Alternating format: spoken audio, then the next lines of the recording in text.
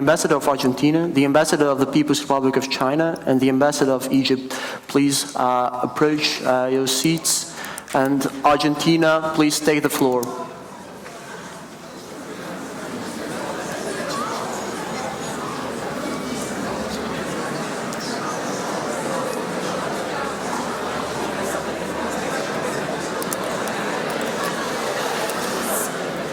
Ambassador of Argentina, please take the floor. Delegates, please come to order.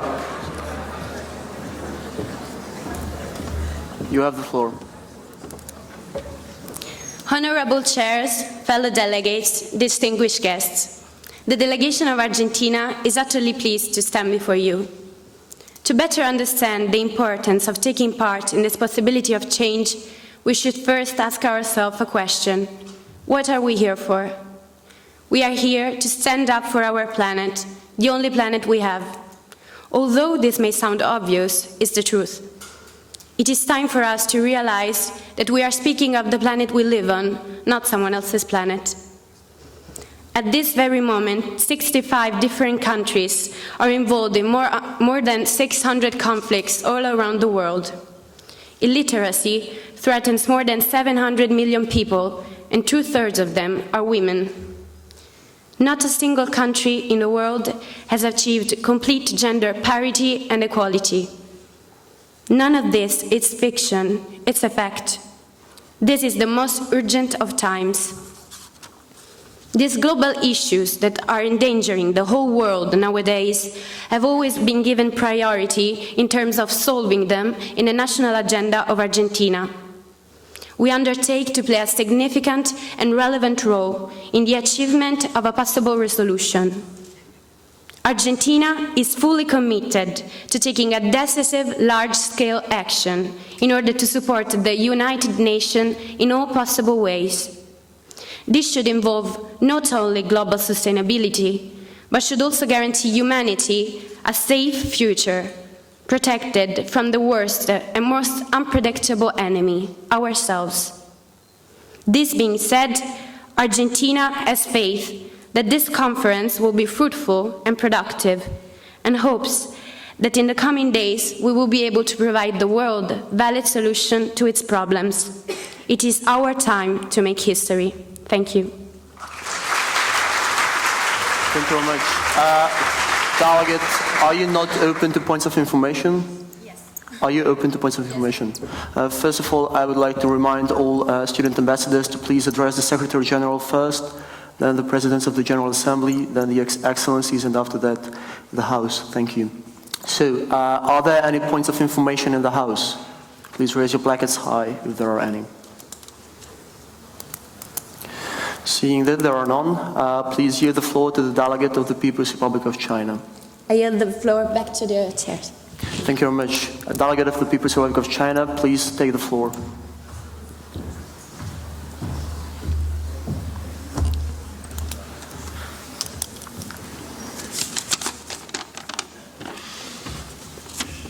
Honorable Secretary General, Honorable Presidency, and every other equally honorable person representing the working class in this room.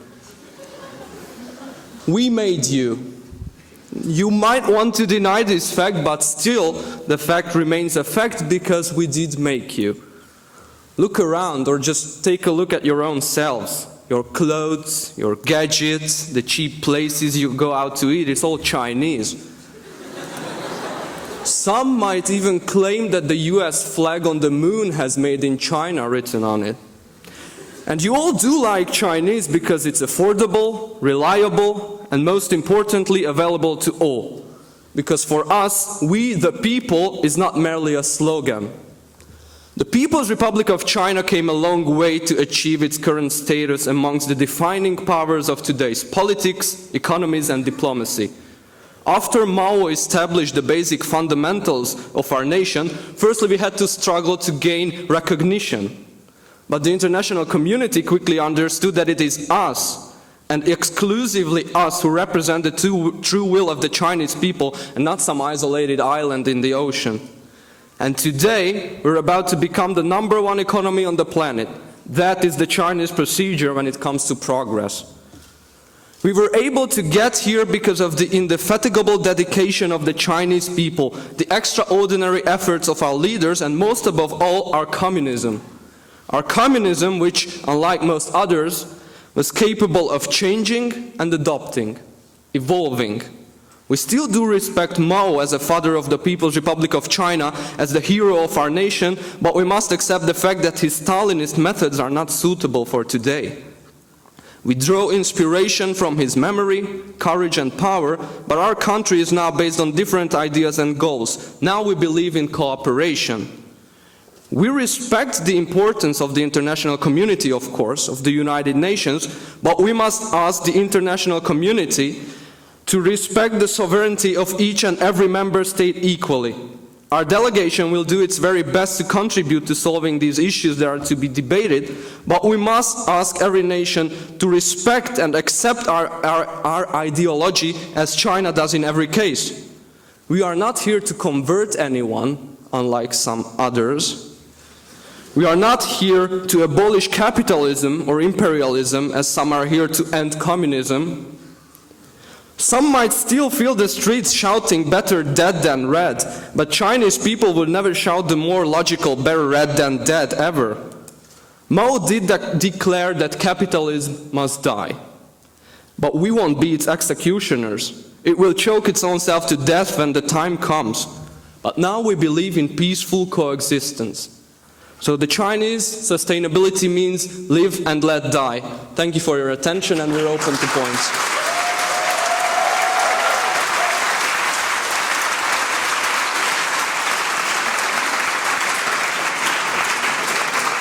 Thank you very much. So the delegate has opened himself to points of information. Yes. Are there any points of information in the House? United States of America, you've been recognized. Yes, it's arriving. The microphone is also made in China.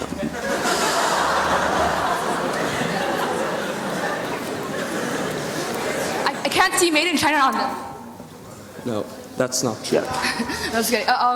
So in the speech, the delegate of China said that capitalism cannot be used in China. However, we all know that right now China is using socialist capitalism. So what does the delegate of China have to say on this matter? Yes, it's called state capitalism, and it does define China.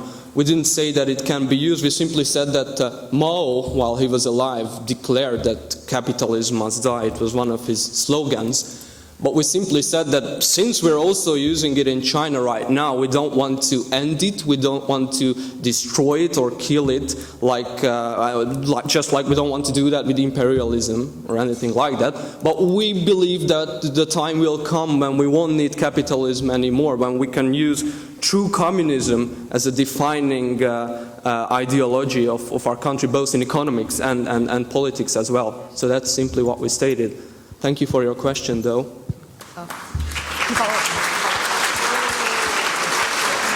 Follow up. It's in order. Does the delegate of China believe that in the future all countries will use communism instead of capitalism? Well, we'll see. If they want to, like as we said, we don't want to invade them and then convert them to communism. But we believe that once, and after we're talking about sustainability, and we do believe that in the long run, most countries will recognize the fact that communism is a lot more sustainable than most other ideologies out there. So yeah, we believe if countries will want to survive, or well, if countries want to keep in the game, then they will probably become communist. We'll see. Some countries might disappear in the process, but Thank you.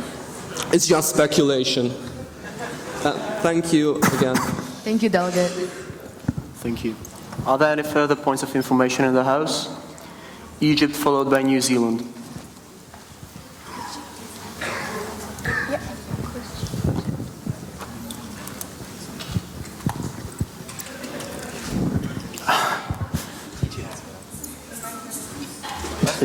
Oh, thanks. Yeah. The ambassador of China was speaking about progress and peaceful coexistence. Does this also include freedom of speech? Because I think it's not that common in China. Yeah, this is precisely what we asked you not to do.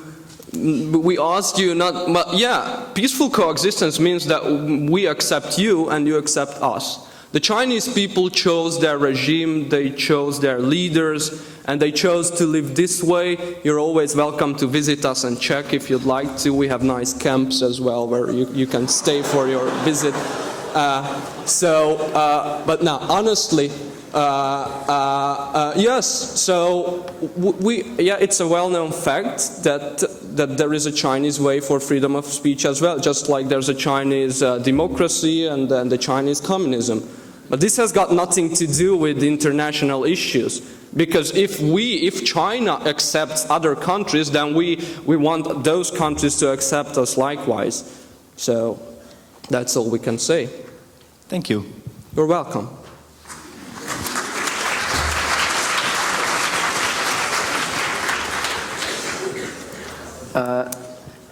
New Zealand.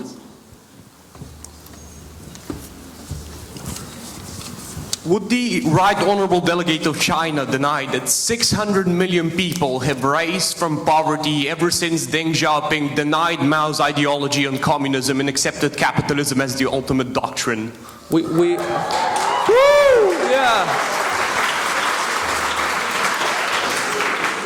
Actually, most of those people emerged during the communist days, and well, stating that accepting capitalism as the ultimate doctrine is a little harsh. Oh, and you took a seat. Well, anyways. Could the delegate please rise to respect the speaker while he's giving his answer? Thank you. Yeah. So no, we want that. This is a more complex question than that. And of course, just like we stated, we do accept capitalist methods in our country. It's a fact. It's obvious. That's why we're also stated that we're not saying it should be abolished right now. It's just not our long-term goal. So yes, capitalism has positive effects, naturally, but still, most of our success origins from communism or socialism, however you want to call it. Thank you. Now you can take a seat.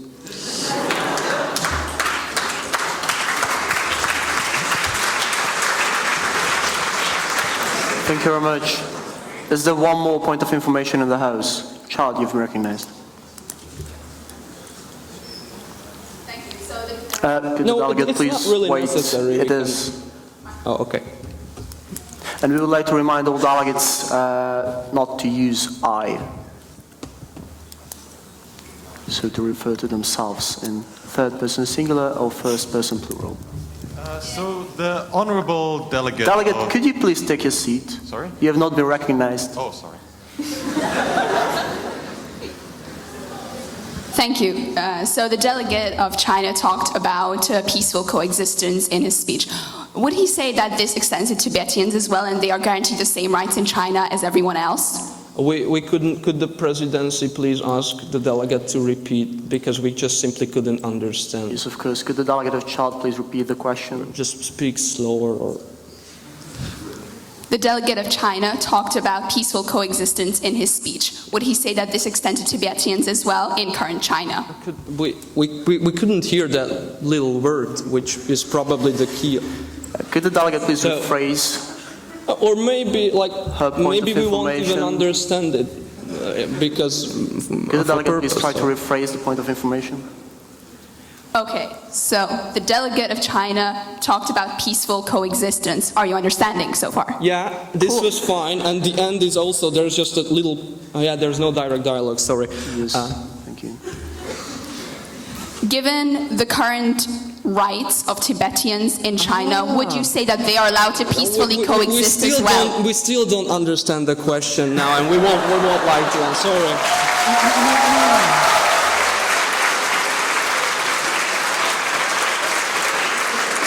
Thank you very much. The delegate of the People's Republic of China can refuse to answer any questions So that is in order. We don't want to refuse any question, we just can't. The words, they don't have a meaning to us, like rights and Tibetans, and we can... Thank you very much. Delegate, please yield the floor back to Yield the the floor presidency. to the ambassador of Egypt. That's in order, thank you. Okay, thank you.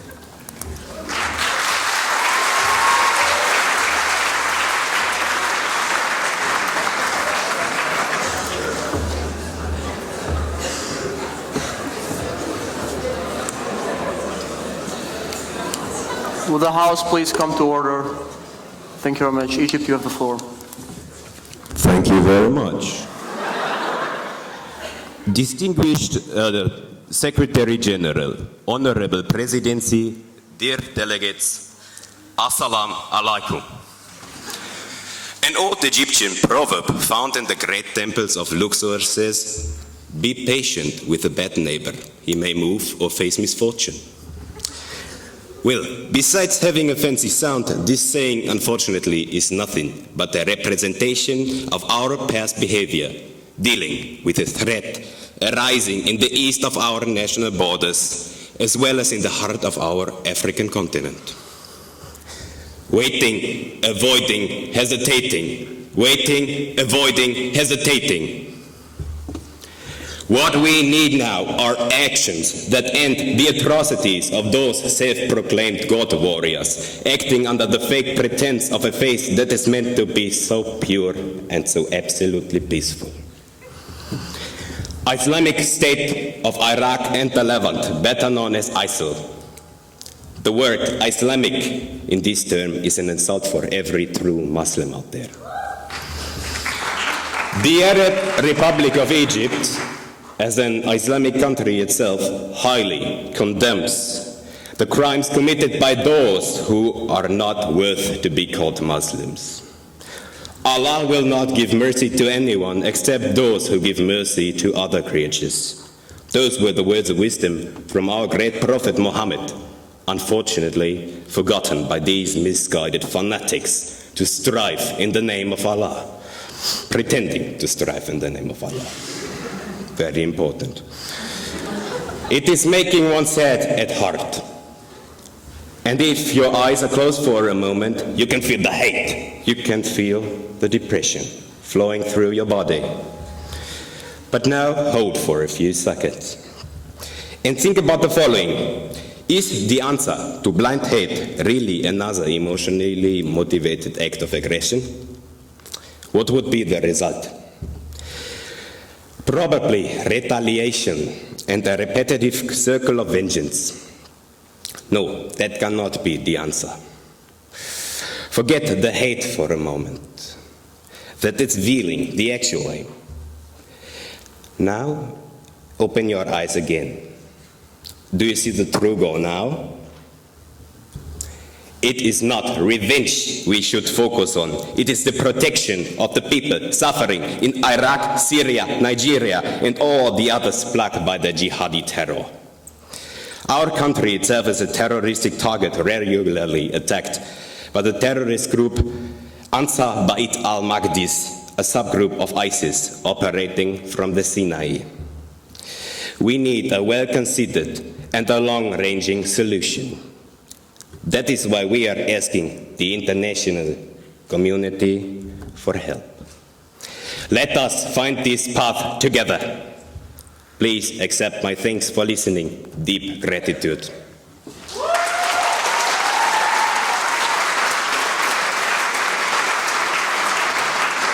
Thank you. Thank you very much. Is the delegate open to points of information?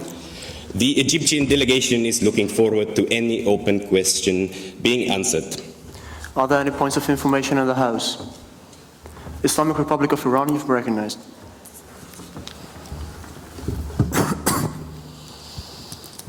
Thank you for the excellent speech. Would the delegate of Egypt not agree that the war crimes committed against the Palestinian people by the Zionist regime must be discussed at this MUN conference? Well, we won't make an official statement regarding this matter. Sorry. Thank you very much. Are there any further points of information in the House? Seeing that there are none, please yield the floor back to the presidency. The delegate of Egypt yields the floor back to the presidency. Thank you very much. Thank you.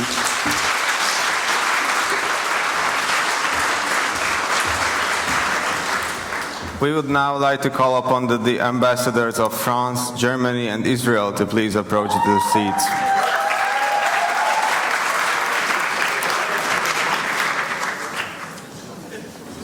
And Ambassador of France, you have the floor.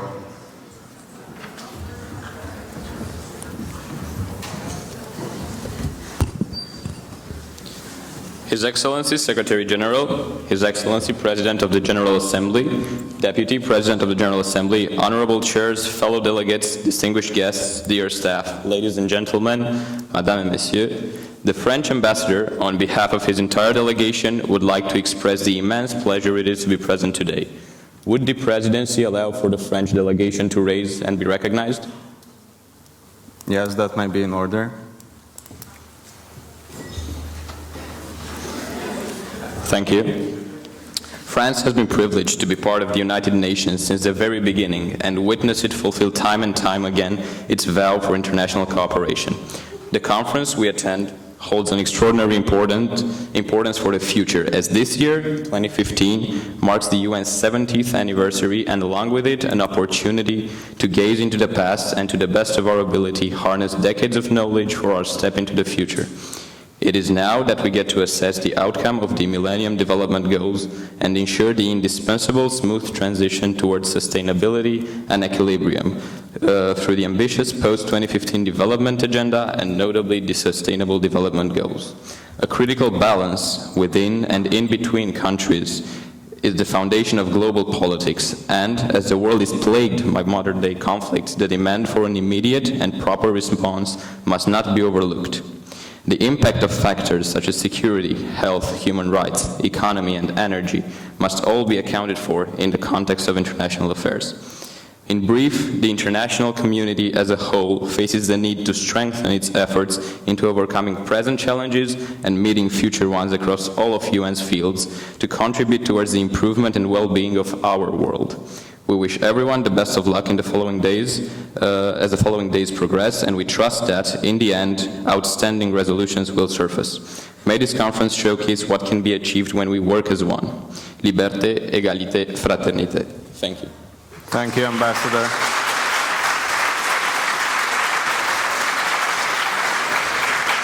Is the ambassador open to points of information? The ambassador is open to all points of information. Are there any such in the House? Please raise your placards high now. People's Republic of China, followed by New Zealand.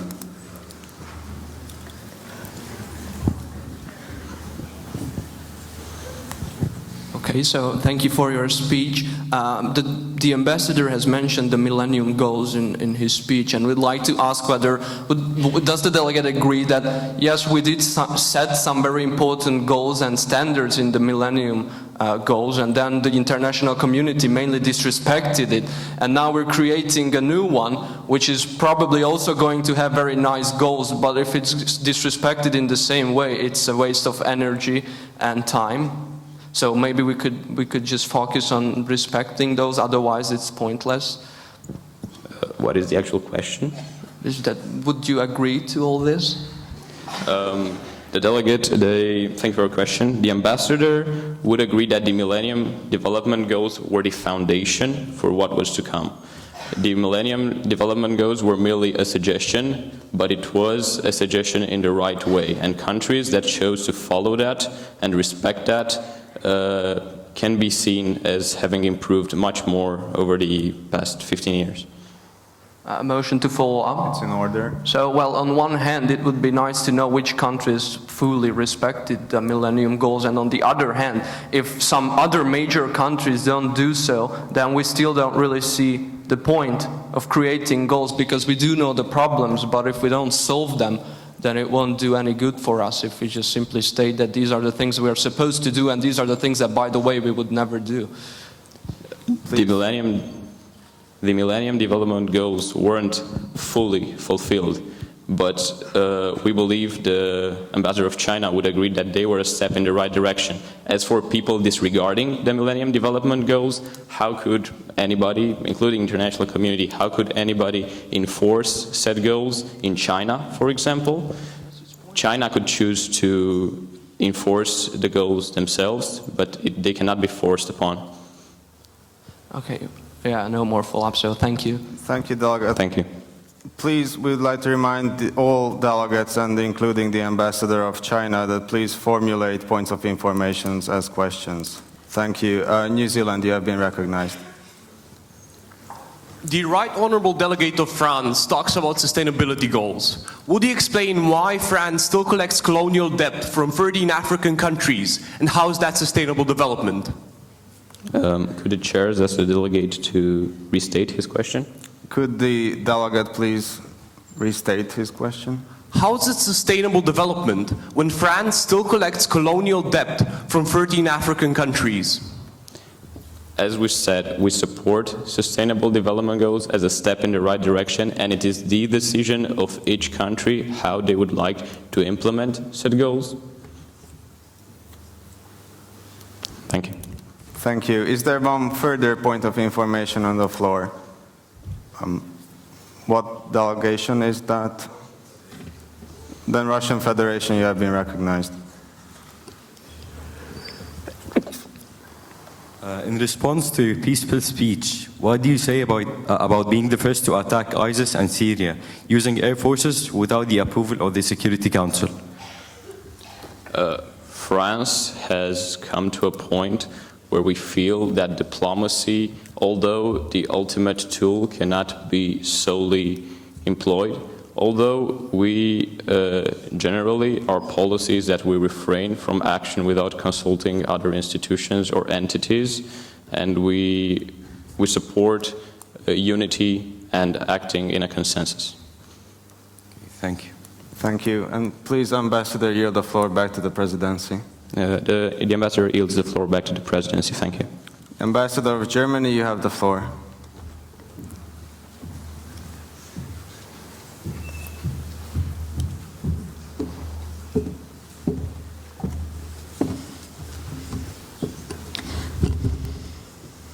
Honorable Secretary General, distinguished President of the General Assembly and Deputy President of the General Assembly, esteemed chairs, dear delegates and guests. As representatives of the Federal Republic of Germany, it's an honor for us to attend this conference where we are learning to be us instead of I. The world we live in never fails to disappoint us with the global connections it has. Knowing that when the ability of decision-making combines with an international platform, it's not surprising to see decisions given by a few is affecting the lives of millions. Today, as Germany, we are here to be one of those who give decisions and create solutions, since our responsibility is to assist each other in hard times, such as how French Republic supported us in heartbreaking Germanwings accident, and such as how we supported Greece in the economic crisis they have been experiencing.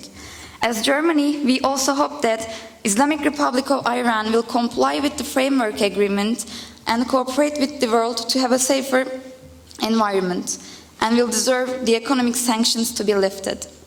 We are looking forward to discuss and present our solutions about the great number of refugees, Ebola threat, economic situation of Africa, existence of weapons of mass destruction, nuclear non-proliferation issue, protecting women and children in armed conflict, and several possible crises we expect to face during session times, because the human rights violations and the abuse of religion we observe are definitely matters to discuss.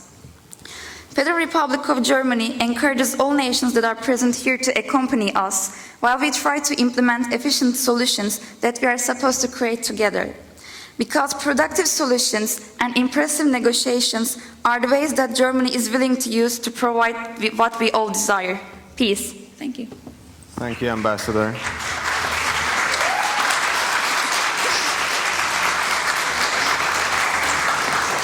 Is the ambassador open to points of information? Yes. Are there 2 points of information in the House? Finland, followed by the Islamic Republic of Iran.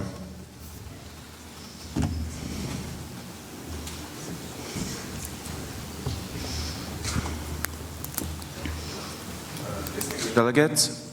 The Nordic countries have just made a joint statement calling the Russian Federation the biggest threat to European security. Does the delegate of Germany agree with this, that the biggest threat to European security is the Russian Federation? Thank you for your point of information.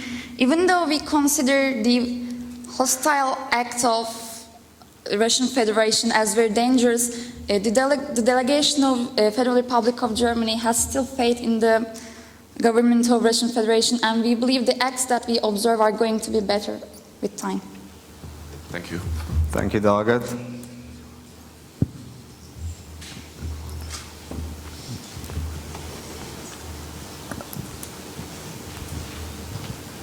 Thank you for your speech. The delegation of the Islamic Republic of Iran is very offended, implying that Iran is not cooperating with the IAEA, when in fact Iran has just signed a nuclear treaty with the United States of America, where Iran will cooperate and has always been cooperating with the Western fascists, and in turn we will now cooperate with the IAEA, as we've always done, and would much more like to state that there's no evidence that Iran ever has utilized or developed nuclear weapons. Is the is the ambassador of Germany aware of this? Thank you for your point of information. The ambassador of Federal Republic of Germany has stated that we hope that Islamic Republic of Iran will continue to show its goodwill on the issue. We haven't stated that we have observed non-compliance issues from them. Thank you. Thank you, delegate. Please, Ambassador, yield the floor back to the presidency. Yield the floor back to the presidency. Thank you. Ambassador of Israel, you have the floor.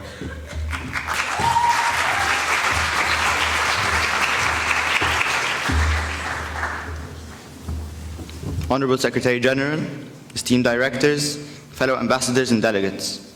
It's an honor to be here today representing Israel and its people.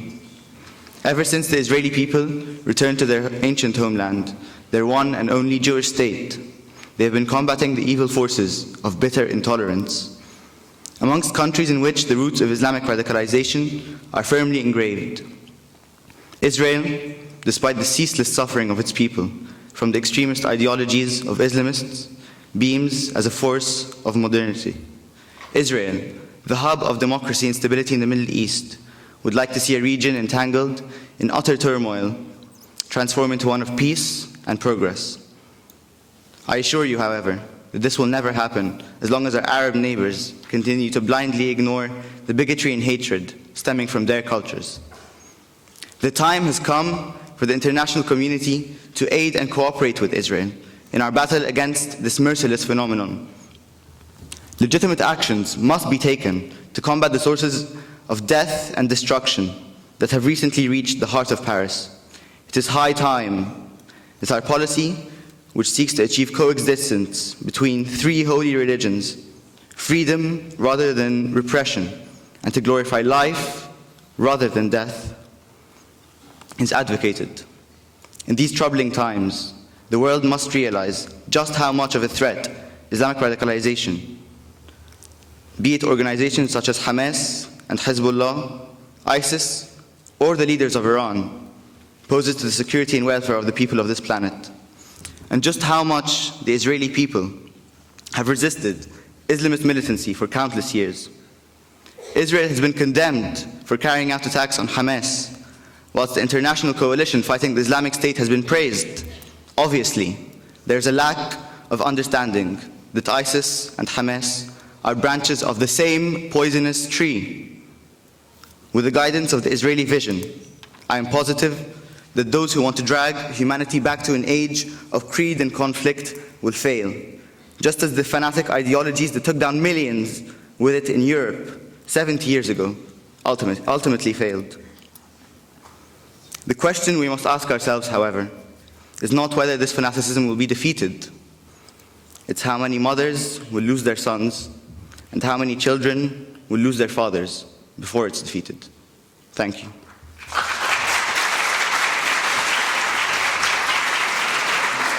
Thank you, Ambassador. We would like to remind the Ambassador of Israel that I is still not in order. Are there 3 points of information on the floor? Russian Federation, followed by, what's that in the back? That will not be in order, sorry, and followed by People's Republic of China. What does the ambassador of Israel have to say about the thousands of Palestinians being killed by the Israeli Defense Forces in Gaza? Thank you. I'd like to say to those who condemn Israel for fighting Hamas in the Gaza Strip, I'd like to make it very clear that our top priority is our national security. Our people are always at risk due to the close proximity of their homes to a terrorist breeding ground, and we'll go to all measures to protect them. We will go to all measures to protect the men, women, and children of our nation. Israel justly defends itself.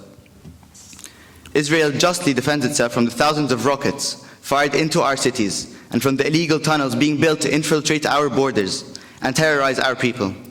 Yet Israel has been attacked by flagrant claims that we target civilians in our retaliation against terror. This is simply not true. It is Hamas who uses Palestinian children as human shields. It is Hamas who places their Iranian-funded rockets amidst residential areas. And it is Hamas committing the war crimes President Abbas accuses us of committing. Israel's call for peace is met by more rockets being fired into our land, and as our citizens huddle into bomb shelters. But still, we are viciously assaulted by these ridiculous claims of violating human rights. I ask you all, is going to all lengths to get Palestinians out of harm's way a human rights violation? The true violation is where tyrants and terrorists behead their people in masses, where innocent civilians are hanged from cranes. That is the Arab world. Thank you.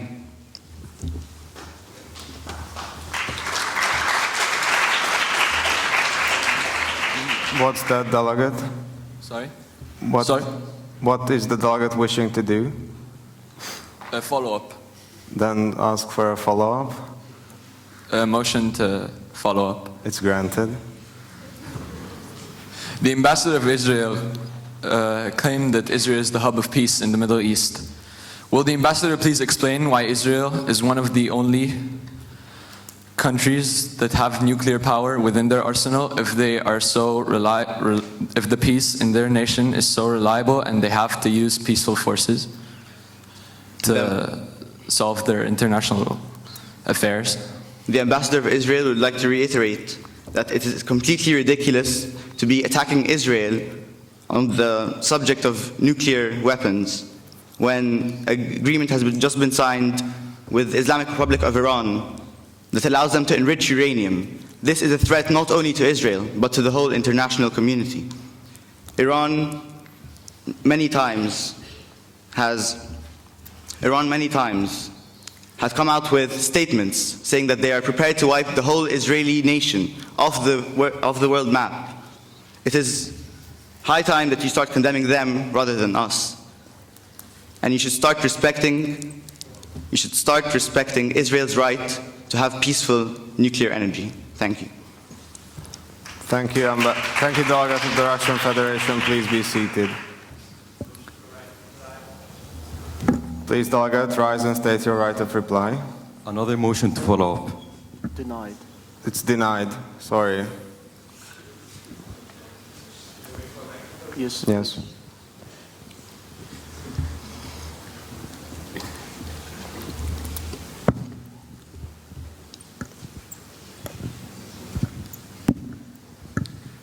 The ambassador of Israel addresses Iran's enrichment program as dangerous in regards to the creation of nuclear weapons.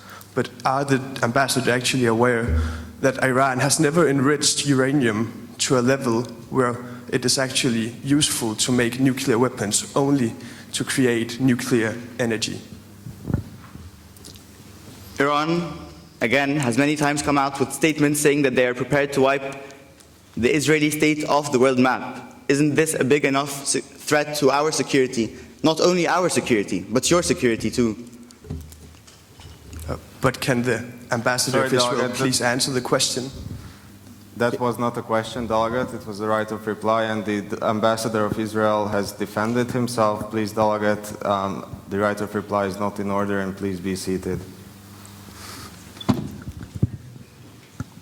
The People's Republic of China, you have been recognized.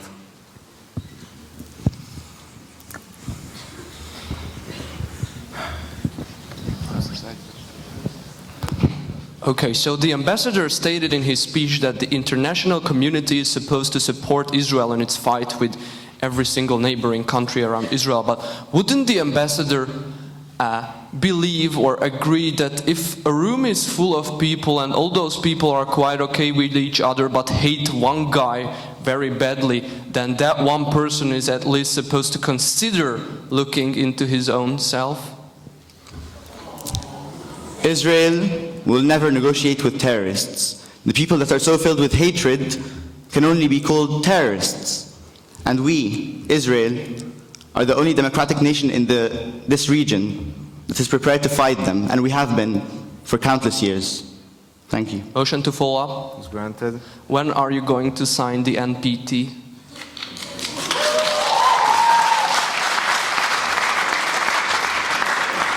Israel will sign the NPT when it feels that it's completely secure from the threats posed to us from terrorist nations such as Iran. Thank you. Okay.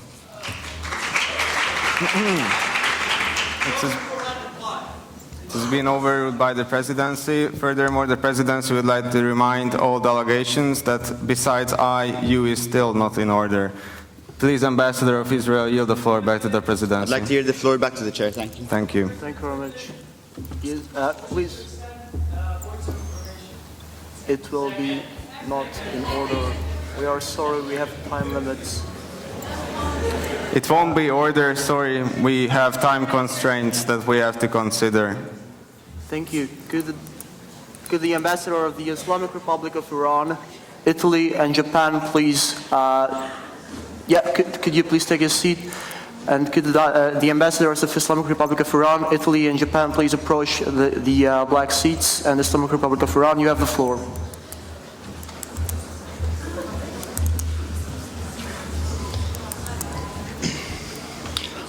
Honorable Secretary General, Honorable Presidency, esteemed fellow delegates, distinguished staff, MUN directors, and guests. The delegate of the Islamic Republic of Iran would like to start by stating Salam Alaikum. Would also like to stress that we live in an unequal, unsafe, and financially troubled world, despite the progress that has been observed over the last couple of years. The Islamic Republic of Iran would also like to state that it has been unfairly treated for a long period of time, especially by the Western fascists and the Zionist regime, who have imposed upon our great country unwarranted and extreme sanctions. The delegation of the Islamic Republic of Iran will be fighting during the entirety of this conference in all committees where Iranian delegates are seated to have all sanctions lifted and dropped immediately. Now the ambassador is aware that many countries will ask about the Islamic Republic of Iran's nuclear program.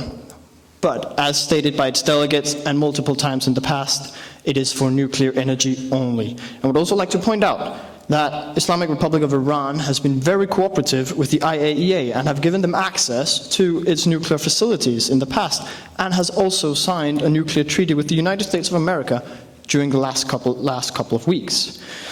And has also been very willing to enter into these negotiations with the Western fascists and the Zionist regime, despite their harsh and unrealistic demands.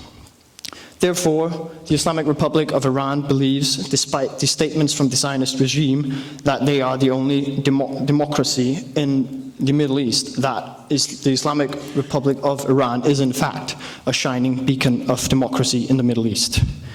The delegation of the Islamic Republic hopes that at this MUN conference we will have fruitful debates which result in all sanctions against the Islamic Republic of Iran will be dropped effective immediately. Thank you. May Allah walk with you all. The Islamic Republic of Iran is open to any and all points of information. Thank you very much. Thank you. Are there any points of information in the House? People's Republic of China, followed by Germany.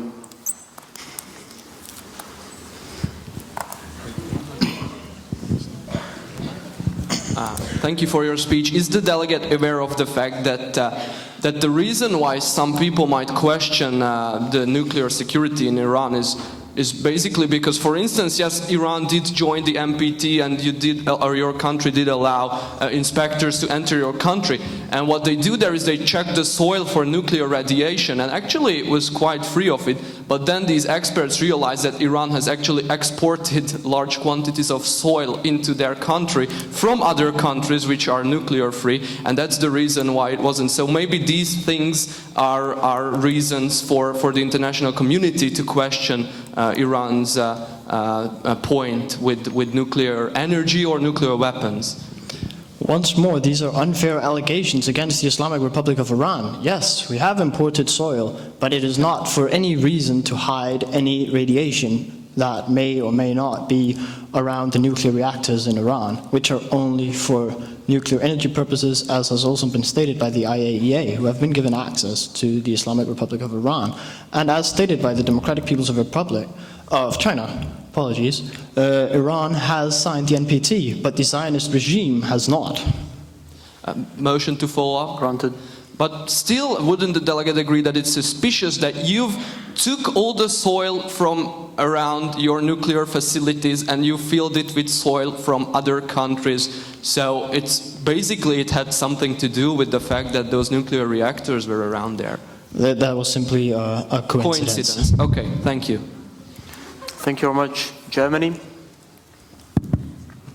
Thank you for your speech. Why does the ambassador of Islamic Republic of Iran want international community to ignore their nuclear potential, knowing that they have stated that they find sanctions unnecessary and unfair?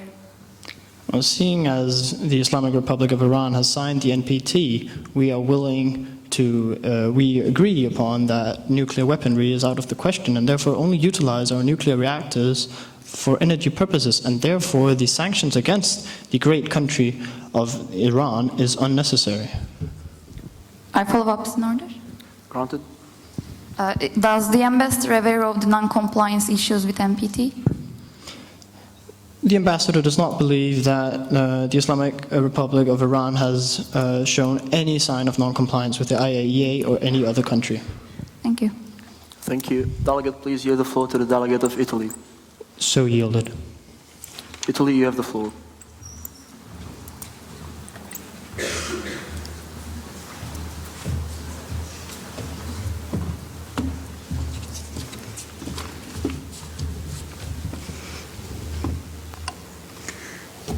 His Excellency the Secretary General, Honorable Presidency, distinguished delegates and guests. In the spring of 2015, the year of the Millennium Development Goals, the year of European development, and the United Nations Climate Change Conference in Paris, the Republic of Italy looks forward to the conference in which she may contribute, along with her colleagues in the United Nations, to developing new solutions so we may pave the way for sustainable development of a better future. Indeed, the topics that our delegation shall discuss, such as the financial crisis, the issue of clandestine Mediterranean immigration, and the rights of these refugees, are very close to Italy's heart. Climate change and the irresponsible distribution and use of resources are also issues that are in urgent need of addressing in order to secure a safe world for us and future generations to blossom in. The 21st century has been one of peace for Italy. However, strife has never fully left her international colleagues. Thus, people continue to suffer human rights violations in education, poverty, hunger, and ill health. Indeed, on the very edge of Italy's borders, another tragedy occurred recently in Tunisia, in which yet again innocent civilians were robbed of their lives. As a member of the international community, it is part of Italy and her colleagues' responsibility to strive towards eradicating these vices. However, it is not suitable to believe that these aims can be achieved overnight. Even within peaceful and developed countries such as Italy, avoidable suffering persists and risks for the futures are building up. Let us, fellow UN colleagues, join hands in a transparent, innovative, and sustainable attempt to eradicate these negative instances on our society and vigilantly strive forward toward a better future. Thank you. The delegate yields the floor to the presidency. Is the delegate not open to points of information? The delegate is open to points of information. Is the delegate open to points of information? Yes. Yes, thank you. Are there 2 points of information in the House? Chairman, you've been recognized.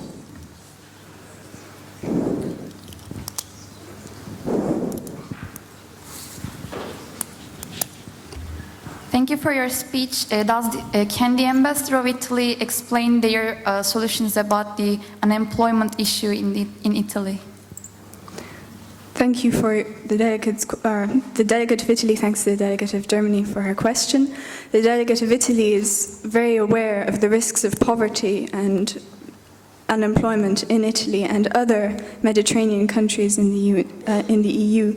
However, it is doing its best to follow policies to improve her economy and hopes that with the help of other nations, Italy, along with other developing economies, can hope for a better economic future in which we can all trade in a global market and hope for a good future for our peoples. Thank you. Thank you. Could the delegate please yield the floor to the delegate of Japan, please? The delegate yields the floor. Thank you. Delegate of Japan, you have the floor.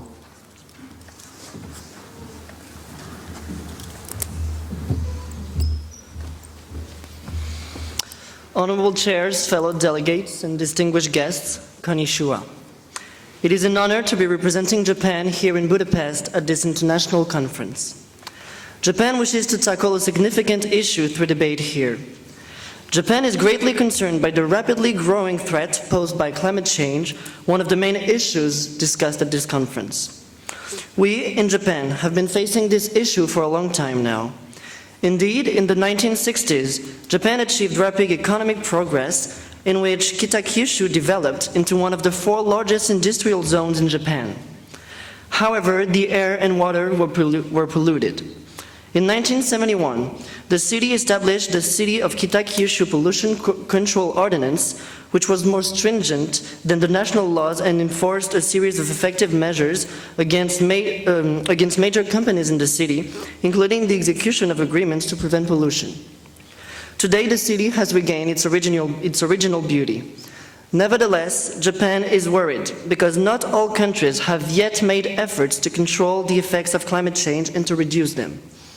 Ice melt, expansion of the oceans, pollution caused by countries, etc. All countries are concerned by these issues. And the world faces other problems, such as health problems, which were huge in Japan in 2011 after the nuclear disaster in Fukushima. All countries must work individually, but also together in order to make a better place. Japan hopes that this conference will result in decisive, safe, and effective resolutions of these important issues. Thank you and have a good day.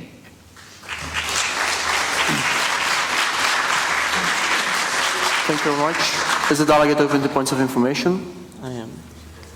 Yes. Yes. Are there 2 points of information in the House? Seeing them none, we would suggest you yield the floor back to the United States of America. You've been recognized.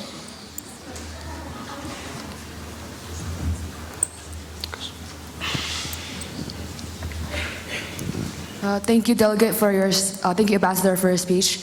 Does Japan think that industrial climate change, environment is more important, or industrial growth? Could the delegate please rephrase? Could the delegate please rephrase the question? Does Japan feel that environmental sustainment is more important than industrial growth? Japan is well aware of it, and that is why after having Kitakyushu become one of the 4 largest industrial zones in Japan, it did everything it could in order to make environmental development and to make environmental protection come before this industrial progress. Thank you. Thank you. Please yield the floor back. Is the delegate still open to points of information? It is. I am. Is there one more point of information in the House? Egypt, you've been recognized.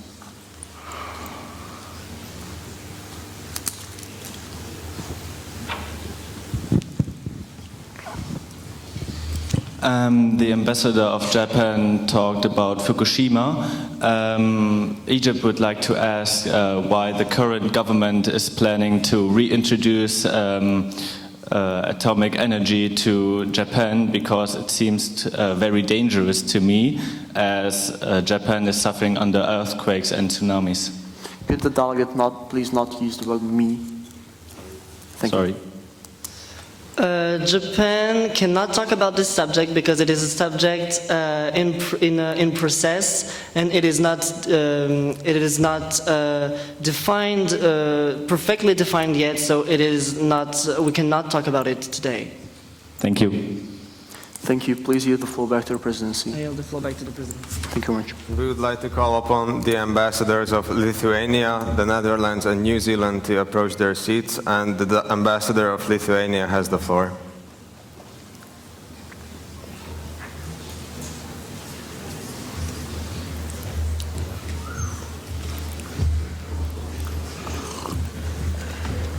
Thank you for the floor.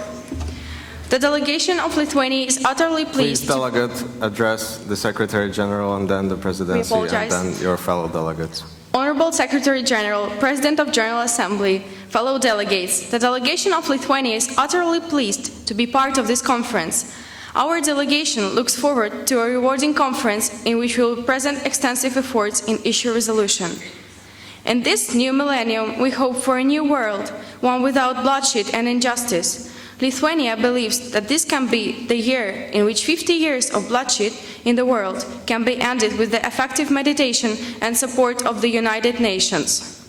Lithuania has learned from the trauma of Syrian civil war that people can be blinded by the situation they've put themselves into, but can be led toward light and peace through the measured assistance of compassionate nations. We believe that Syria, its governments and its people truly want peace. They want their children to grow up in a spirit of peace, community, and prosperity. We, the United Nations, committed to those ideals, must lead them and, if necessary, prod them. Lithuania will support any effort by this body to offer a balanced solution to the Syrian question, as long as it recognizes the need of solving it. Thank you for your attention. We yield the floor back to the President of General Assembly. Thank you, delegate. Is the delegate open to points of information? No, we're close to points of information.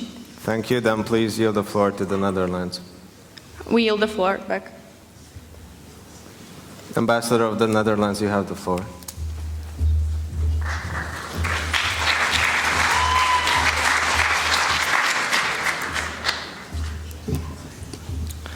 Honorable Secretary General and Presidency, fellow delegates and guests. The delegation of the Netherlands is delighted to have the opportunity to take part in this prestigious conference to debate and hopefully solve major problems the world suffers from in our present day.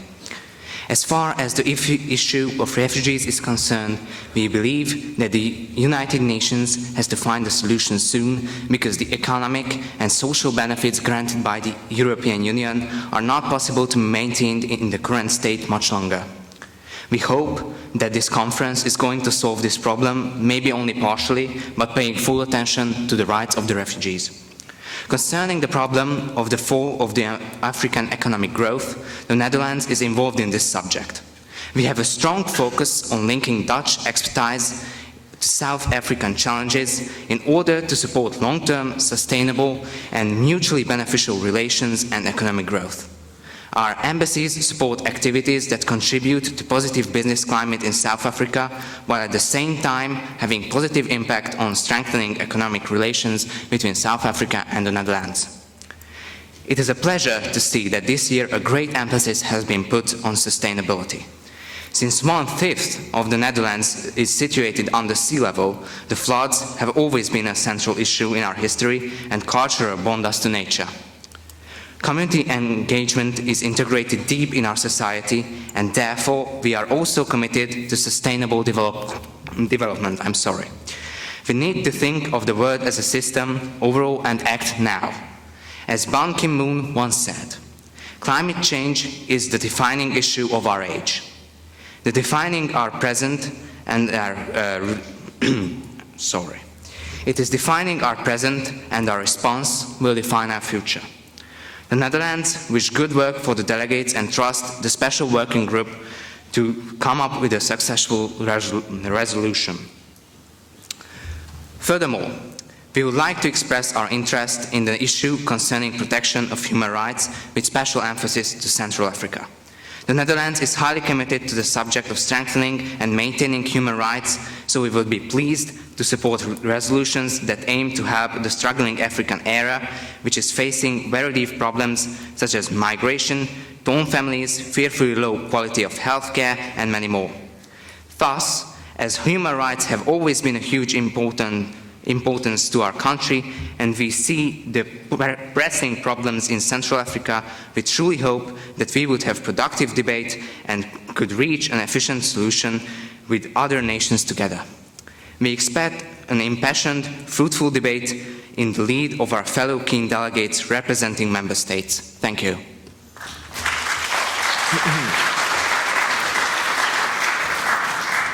Thank you, Ambassador. Is the Ambassador open to points of information? I'm open to any points of information. Are there 2 points of information in the House? Please raise your placards high now. Child, you have been recognized.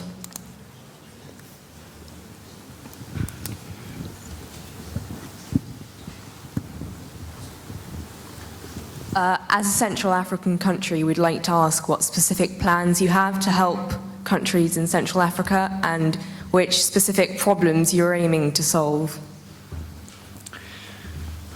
We are aiming to solve, first of all, the poverty and the lack of industrial growth, and we want to establish institutions that would help Central African countries in helping them in these problems. Thank you. Thank you. Ambassador, please yield the floor to the Ambassador of New Zealand. I yield the floor to the Ambassador of New Zealand. Thank you.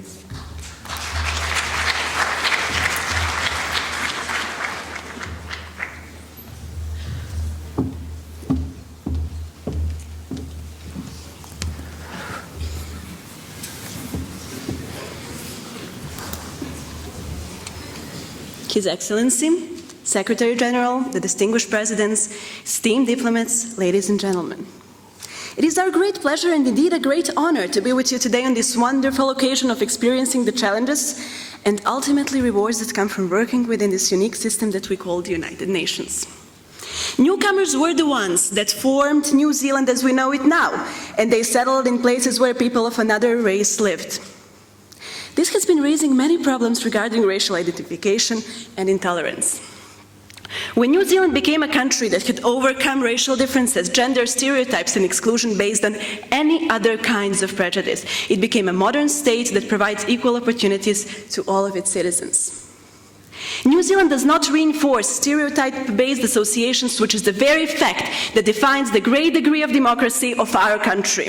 Women in New Zealand are always present at high positions of decision makers because we truly believe that the barrier that keeps the outbreak of civilian conflicts is based on the equal scope of rights and equality among people.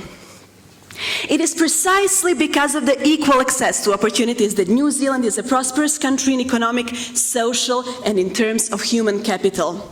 We proudly acknowledge all traditional futures of all residents, considering diversity as one of the key aspects of a greater life quality.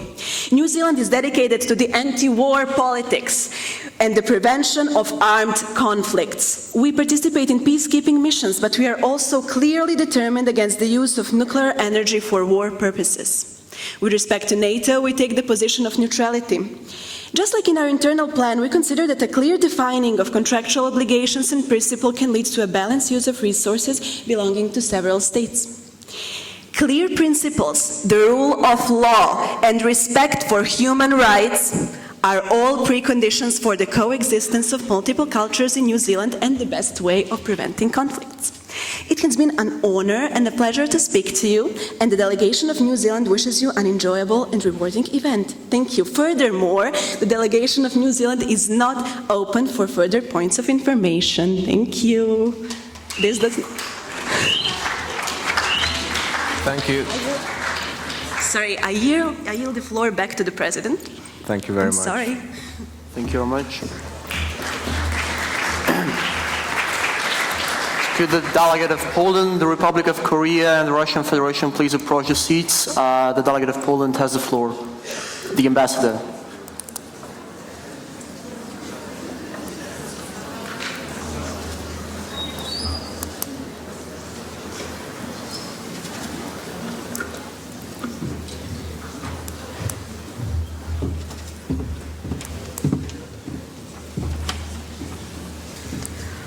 Honorable Secretary General, distinguished Presidency, fellow delegates, dear guests.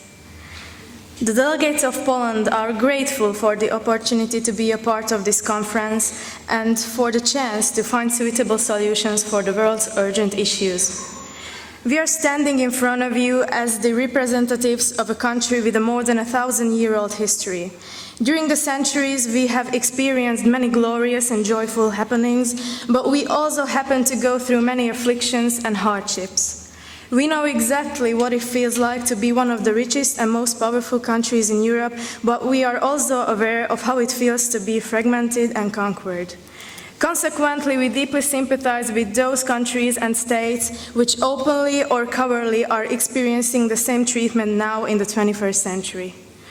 Nowadays, Poland is in a temporary position between Europe's developed and undeveloped countries. We're trying to do everything for Poland's fast development. Due to its location, Poland plays a coordinating role between the Eastern and Western world. We are keeping good relations with the United States of America and the European countries. Here the delegate would like to highlight our trading cooperation with Germany and Hungary.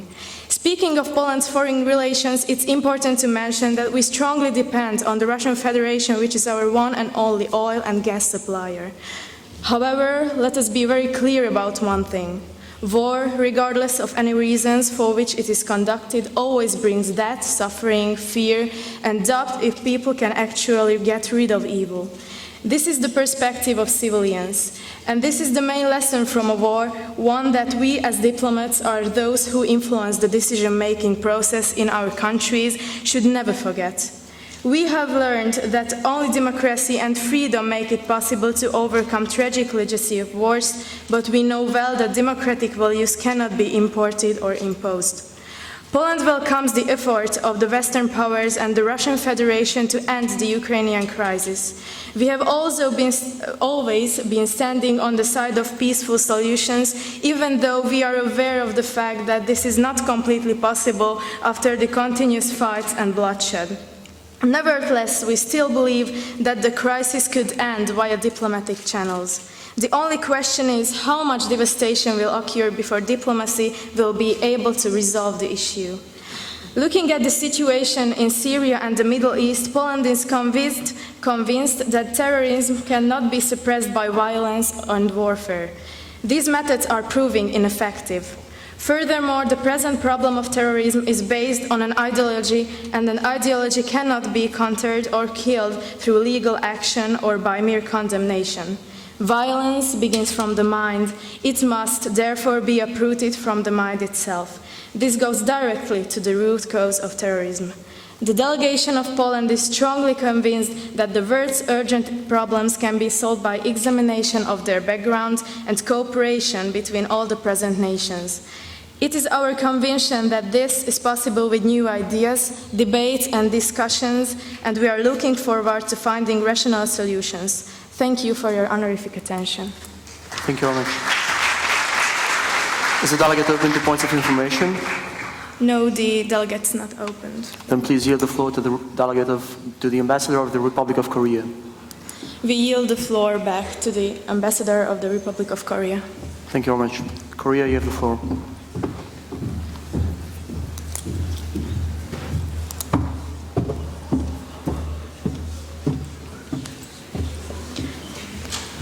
Honorable Secretary General and Presidency, honorable chairs, delegates and guests. In 1991, the Republic of Korea became a member state of the UN. Since then, Korea has actively participated in UN activities and engaged in a variety of global issues, such as economic development, human rights, international peace and security, and climate change. Our active role in the UN has stemmed from the desire of the Korean people to work toward peace and prosperity as a responsible member of the global community. Korea's current foreign policy vision, entitled The Era of Global Happiness, represents our continued efforts towards realizing a better world. Since the election of our president in 2013, she and her administration have pursued this forward-thinking policy initiative to strengthen linkages between national growth and individual happiness, with Korea's happiness and the larger happiness of the world. This vision resulted from the contemplation of how Korea came this far, how much help it received from the international community, and how we would meet increasingly pressing challenges of poverty, underdevelopment, and depolarization of wealth. The Korean government wishes to utilize the UN as the primary forum of multimaterialism in order to solve the various global challenges of today. As a member of the Security Council for 2013 and 2014, Korea joined others in tackling security issues that range from regional conflicts and peacekeeping to the protection of civilians in armed conflicts, especially women and children. Furthermore, Korea contributed to discussing development agendas by sharing with others the lessons learned from our own experiences of rapid industrialization and democratization.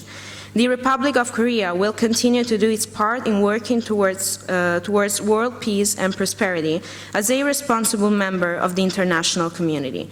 Thank you for your attention. Thank you very much. Is the delegate open to 2 points of information? Yes, we are. Are there 2 points of information in the House? Seeing that there are none, we would suggest you hear the floor to the Ambassador of the Russian Federation. The ambassador yields the floor to the ambassador of Russian Federation. Thank you very much. Russian Federation, you have the floor.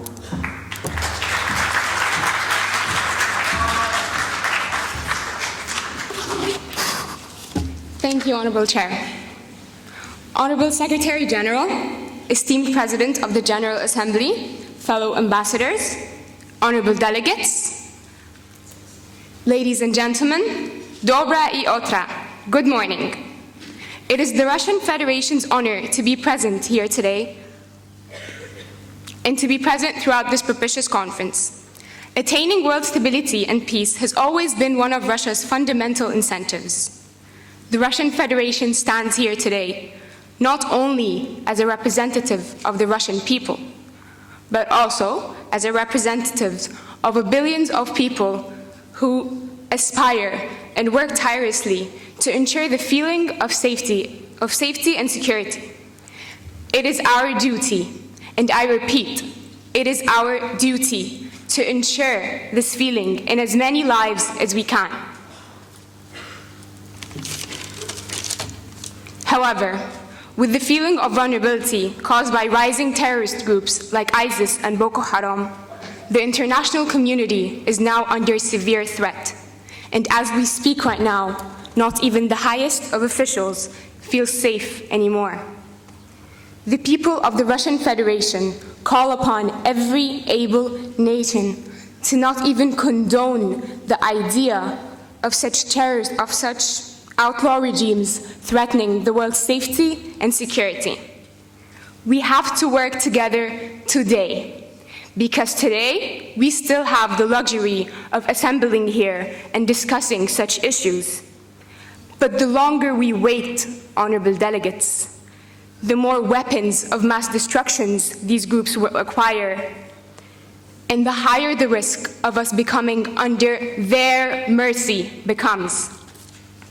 We call upon countries to recognize the danger that our fellow nations, such as Iraq and Syria, are in. We will continue to fight for the safety, security, and well-being of your people and your nation. However, not only terrorism is putting the international community under severe threat.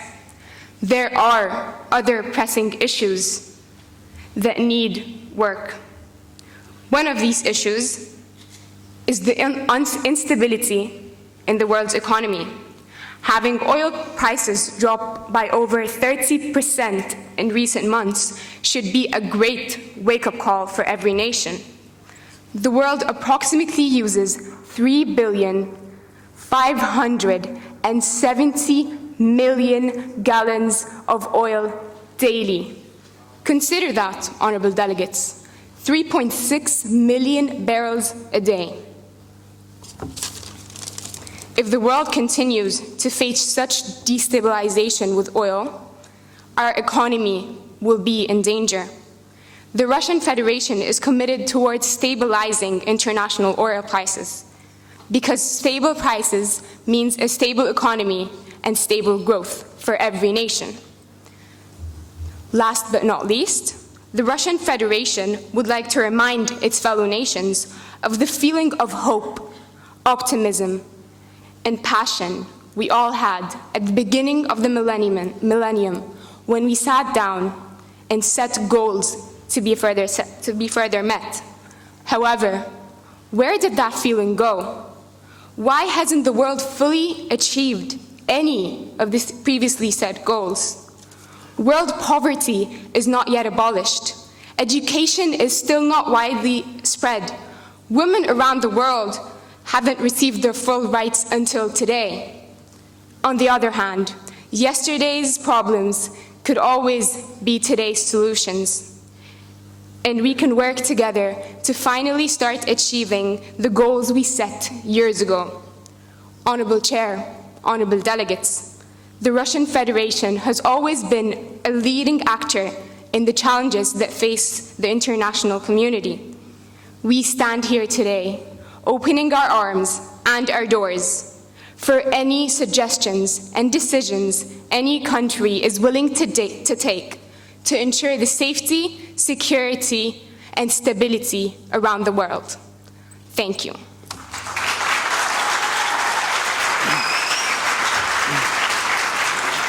Thank you very much.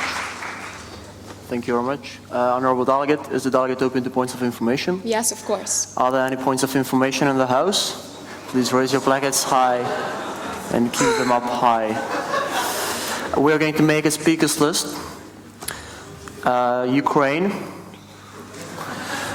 United States of America, Japan, France, Israel, Germany, Finland, and Turkey. Ukraine. The delegation of the Russian Federation was talking about peace and sustainability.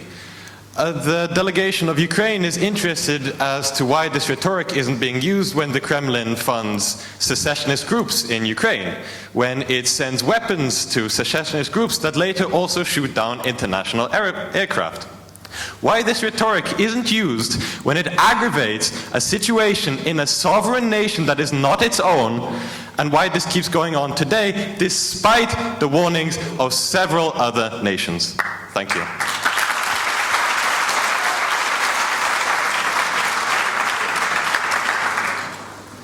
Thank you. The ambassador of the Russian Federation is not going to stand here defending herself, her country, and convince you of how amazing and precious we are. I could stand here and talk for hours and hours about the Ukrainian issue. But because our time is precious, and this council has a lot of other pressing issues that actually need to be resolved and have not yet been resolved. Because the Ukrainian issue has already been concluded, and if the honorable delegate does not know, by the voice of the people. Thank you. Thank you. We would like to remind the delegates to refrain from the use of I, please. Thank you very much. Is that a motion to follow up? It's in order. So we believe that the ambassador of the Russian Federation has not properly answered our question.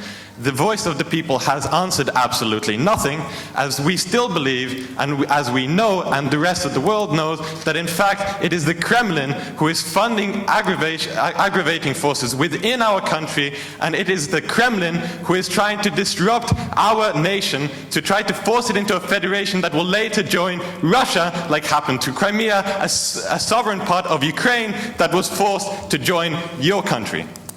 Please, delegate, formulate a question. Sorry. What do you think about this?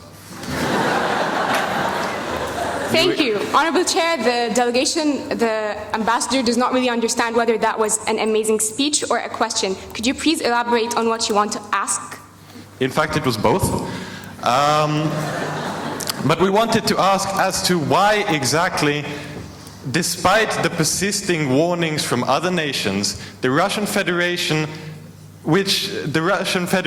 still persists in trying to disrupt the situation in Ukraine, as has already been noted by several actors, including the EU, the UN, and the US. Thank you.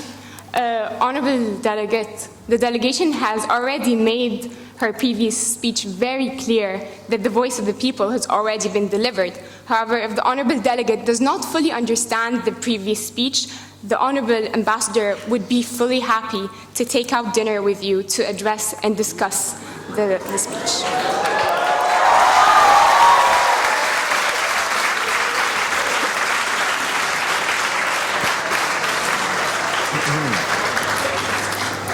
Thank you very much. United States of America, would the House please come to order?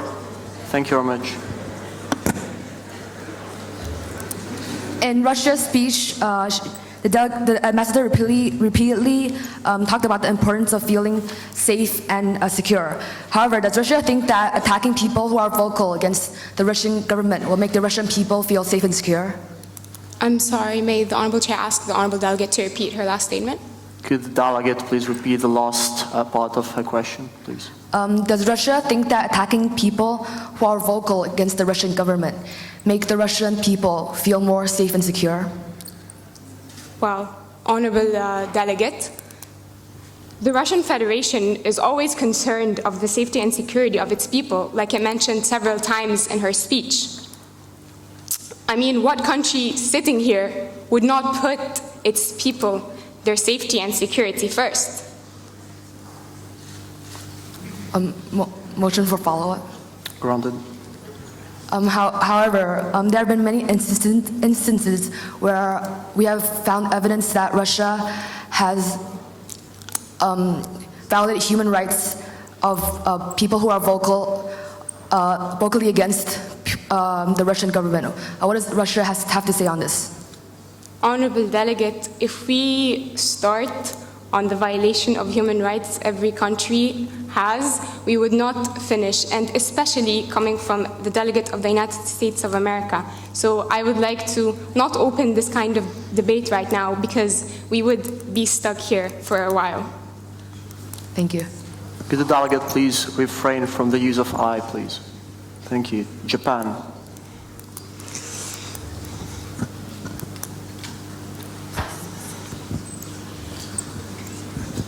Is the ambassador of the Russian Federation aware that other issues cannot be dealt with until the Ukraine one is solved? Honorable Delegate, the ambassador has already made it very clear in her speech that the Ukrainian issue has been solved by the voice of the people. And again, you could always join the Honorable Delegate back there on dinner if you want to. Motion to follow? Denied. France.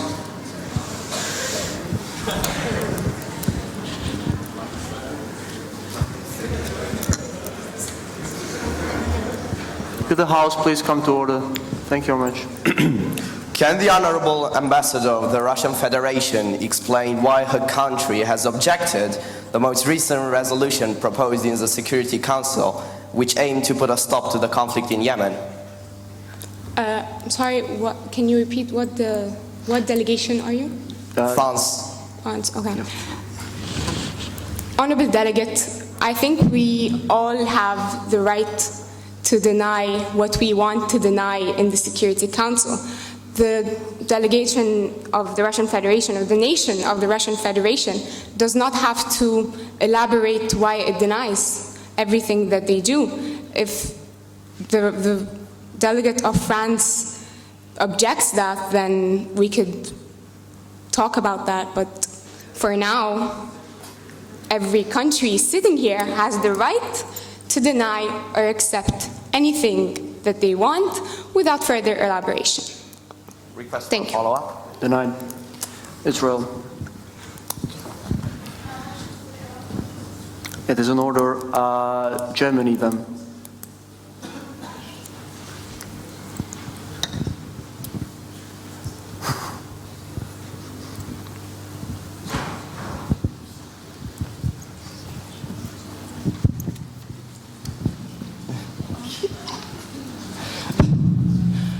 Would the ambassador of Russia would elaborate on that, the fact that they are talking about sustainability when they want the oil prices to go up instead of down, and that they don't want, we think that they don't know the fact that the amount of oil that is used is decreasing because people are now aware of better sustainable options.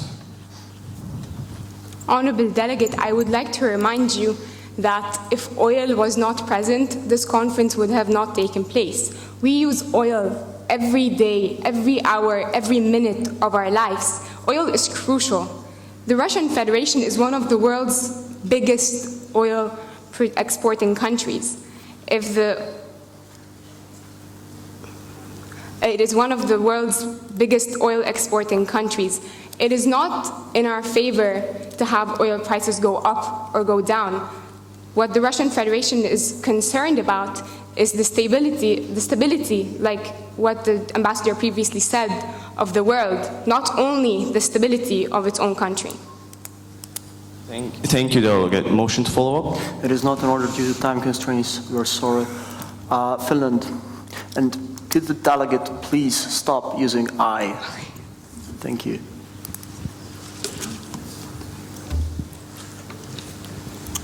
Distinguished delegates, Russian military air force violates Finnish airspace on a weekly basis. And due to the current political climate, Finland feels highly threatened.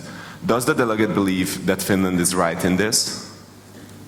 Like the ambassador previously said before, each delegation sitting here today has the right to agree or disagree on everything that is said. The Honorable Russian Federation will not give such crucial notes on whether the Russian Federation agrees or disagrees, because this kind of information is confidential and should be discussed later, maybe, in the Security Council. Thank you. Thank you very much, Turkey.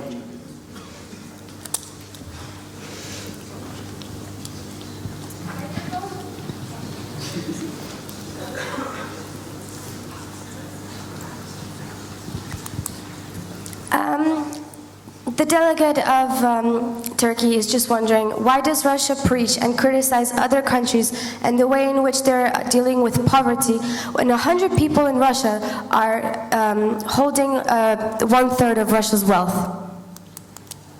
Honorable delegate, again, like I previously said before, each country has the right to rule or to lead the country of its own in a matter of the way that it feels comfortable in. Those 100 people that you are claiming about have been elected by the people of the Russian Federation. If the people of the Russian Federation felt in any way, felt discomfort in any way, they wouldn't have voted for this kind of system. So so the Honorable Ambassador does not understand why other countries are claiming discomfort of the citizens, while in fact, the citizens are the ones who chose this kind of system. Motion to follow up? As the Russian Federation is unwilling to answer to any questions, we would have to deny that motion, but thank you. Okay, thank you. Russian Federation, please yield the floor back to the presidency. I yield the floor. Thank you.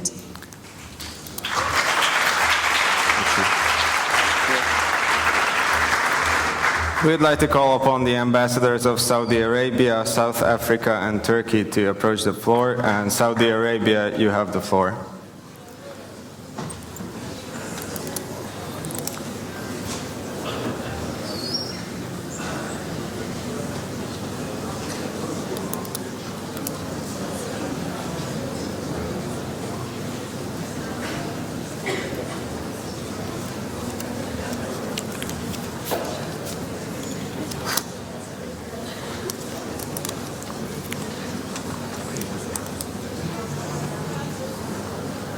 The ambassador of Saudi Arabia has the floor.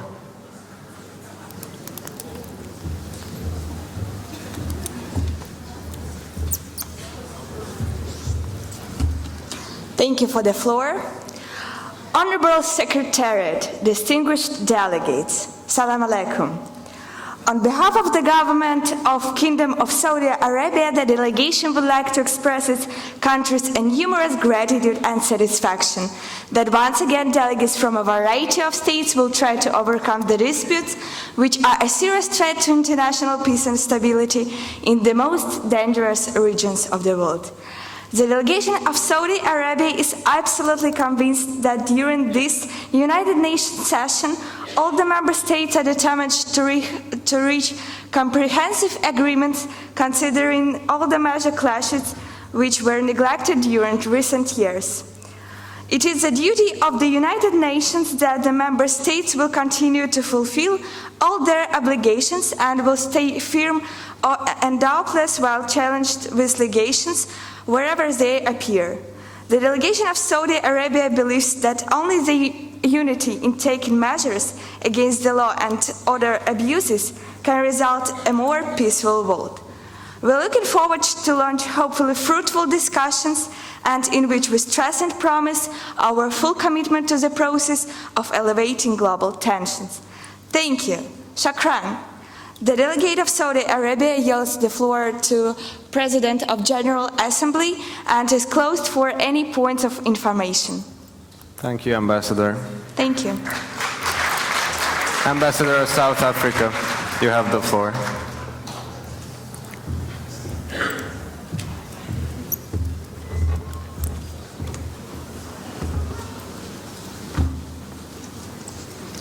Honorable Presidency, Honorable Secretary General, fellow delegates, ladies and gentlemen. Throughout history, the world has known many flavors of freedom. All consist of a different mix of bitter battles or sour politics. But in the end, there was only one thing that truly mattered: the sweet taste of victory, or the bitterness of lost hope and shattered ambitions. South Africa has gotten a taste of democracy and freedom, and we are ever hungry for more. Ever since we crushed the harsh apartheid that divided our nation, stability, peace, and prosperity have been in arm's reach. Our country has developed into the most prosperous nation in sub-Saharan Africa, with a strong economy and stable political system. But a dish of freedom must be prepared by a great chef with a vision, such as Nelson Mandela, Desmond Tutu, me, or even you. Or maybe just Nelson Mandela, but what really matters is that you strive for a better tomorrow, with a future for everyone. Work together to shatter the barriers of apartheid and gender inequality. He who has not tasted bitter things knows not what sweet is. Due to our recent resurrection, we still have the bitter aftertaste of the dark years behind us. We bring a fresh view to the United Nations, driven by our past. We all have a different ingredient to bring to the dish of freedom, peace and equality. What flavor will you add? Maarten de Klootzak, thank you so much. The delegate of South Africa is not open to any points. Thank you, Ambassador. Ambassador of Turkey, you have the floor.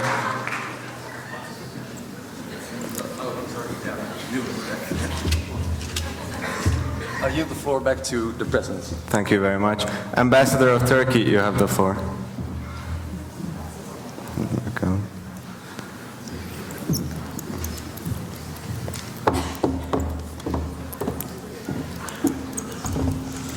Honorable Secretary General, Presidents of the General Assembly, fellow delegates, distinguished guests.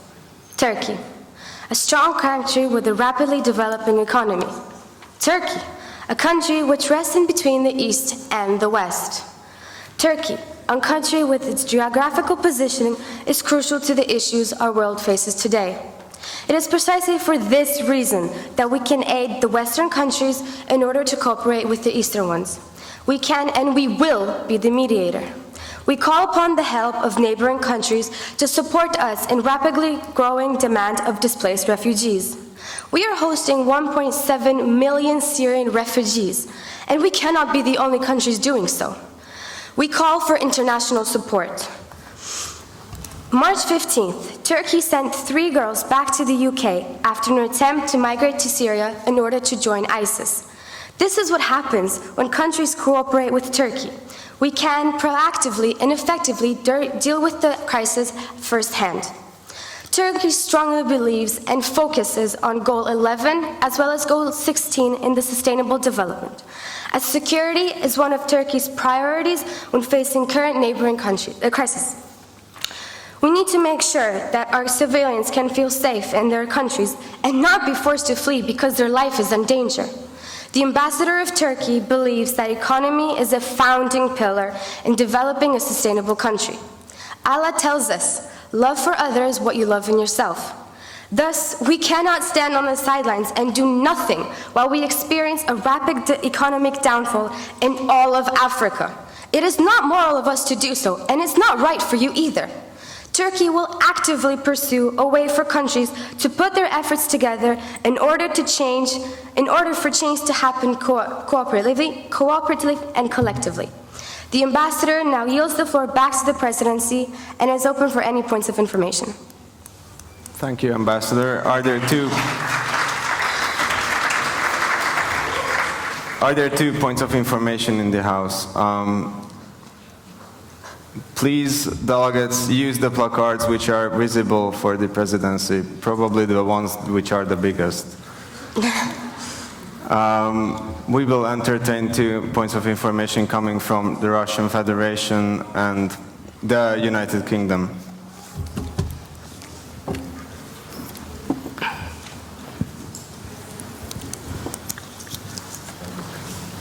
Thank you for your excellent speech. What does the ambassador of Turkey have to say on the Turkish-Cyprus issue happening in northern of Cyprus? Thank you. Delegate, please remain standing.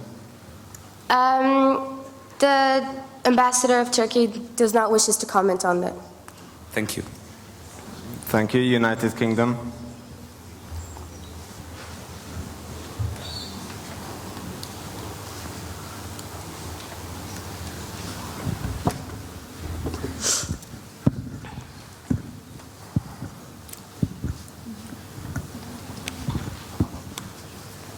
Thank you, Turkey. Speaking of morals and respect in the representative speech, what does the delegation of Turkey have to say about the closure of the border between Syria and Turkey and the refusal of refugees, which is the moral obligation of any international nation?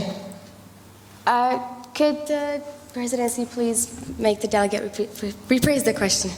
Could the delegate please rephrase her question? The representative's question directs towards the closure of the border between Turkey and Syria and the refusal of more refugees into Turkish territory, which is anything but moral and respectful, plus the sharing of this burden with the Jordanian Hashemite Kingdom of Jordan and the Iraqi Kingdom and the Lebanese government. What does the delegate have to say about that? Okay, sorry, I just couldn't hear, that's why I made you repeat. The ambassador of Turkey, we closed the borders because we had intelligence pointing to a terrorist plot orchestrated by the government of Syrian President Bashar al-Assad. Therefore, we closed the borders as we did not feel safe for our country, and we couldn't feel safe to host more Syrian refugees, as it is not us to put other people in danger, as well as we're putting ourselves in danger. Thus, we temporarily closed the borders, and we are looking and we're dedicating and we are willing to continue the open door policy that is at our borders. Request to follow up. It's granted.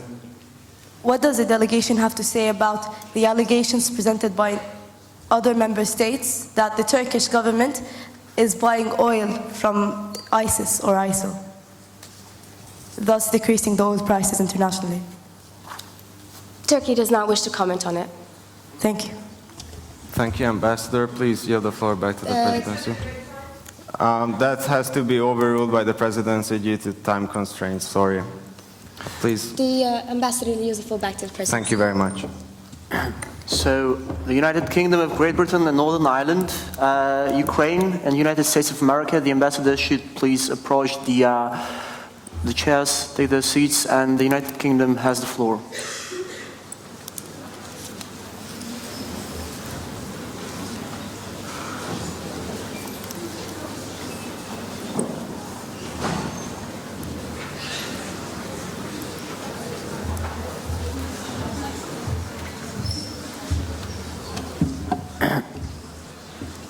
Will the House please come to order?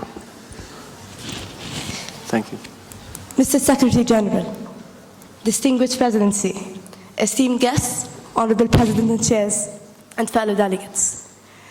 Unlike other fellow member states present with us today, my speech, or the delegate's speech, would be refrained from the use of extreme statements and insultive tone, as we are here bound by a moral obligation towards humanity, of sustainable future and sustainable development, and not a show-off of power, fellow member states. Sustainability. What a strong word that holds volumes of meaning.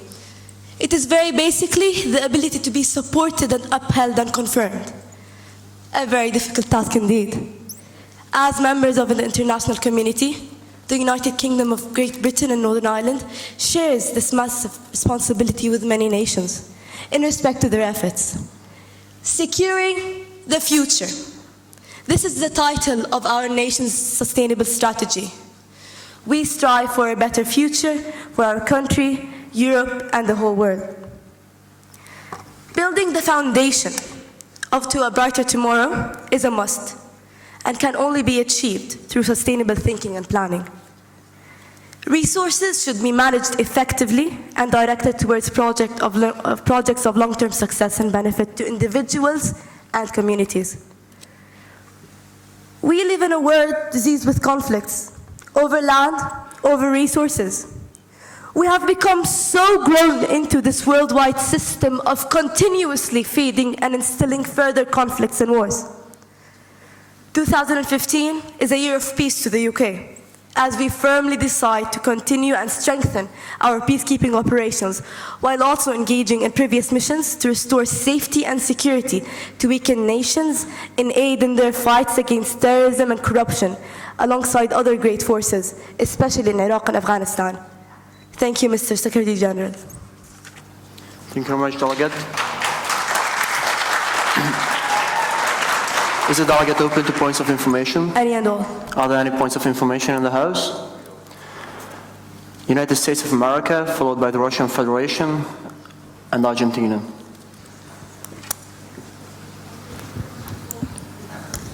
Thank you, Delegate, for your speech. Does the Delegate of United Kingdom willing to cooperate with the Delegate of United States of America in order to fight against any odds?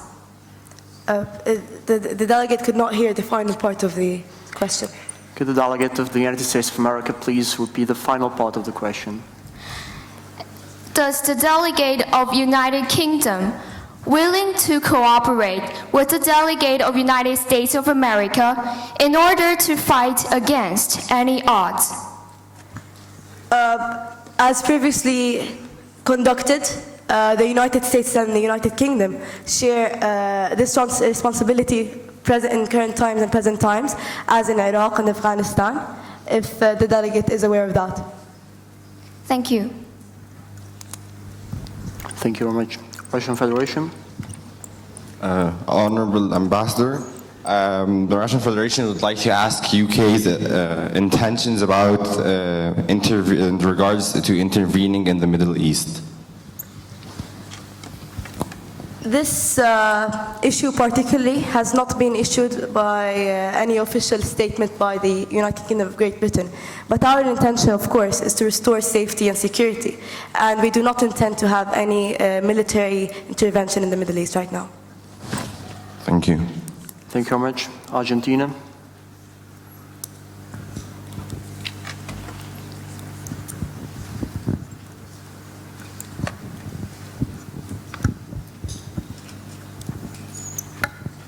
Thank you for your speech. The delegation of Argentina would like to know if, seeing that peaceful coexistence is one of the most important goals in this conference and in all the world, if the United Kingdom is open to solve the problem of the Malvinas Islands, because that's their real name. This issue of particular importance to the United Kingdom, and honestly, without the Argentina's contribution or let's say cooperation in this particular issue, and understanding that these islands are of British territory, there will be no resolving whatsoever. Motion to follow up. Granted. Do you think you will still need to use self-determination as a reason to keep Malvinas Islands that are an Argentinian territory? Well, as acknowledged before, they are British territory, and British soil and British territory are off limits to any nation. This is the sovereignty of our nation, the sovereignty of the UK, and Argentina will not be allowed to intervene in that perspective. Motion to follow up. It's not in order. Thank you. Thank you very much. Delegate, please yield, Ambassador, please yield the floor to the Ambassador of Ukraine. The ambassador yields the floor back to the ambassador of the Ukraine.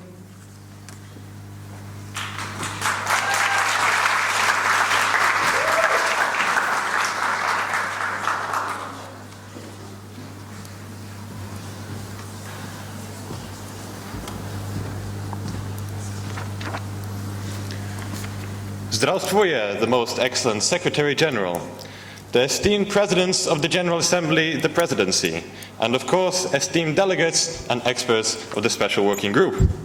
It is the pleasure of the delegation of Ukraine to be given the opportunity to present its ideas and solutions in several councils, and an honor as ambassador to address you. Noting the conference's focus on sustainability, Ukraine as a country in the process of renewing itself is proud to take part. Ukraine is a relatively recent independent nation and is striving to reach modern standards and a high quality of life for its citizens. As a country currently facing a military and political crisis orchestrated by the Russian Federation, we strongly believe that only international relation and cooperation can prove to be a powerful enough force to forge a sustainable peace and a safe world in the long run.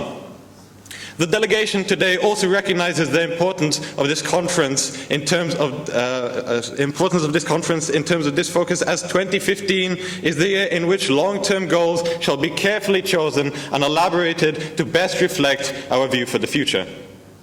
Ukraine has taken part in major conferences regarding the future of the world, has signed and ratified international treaties and agreements to vouchsafe its future and contribute to the development of the world.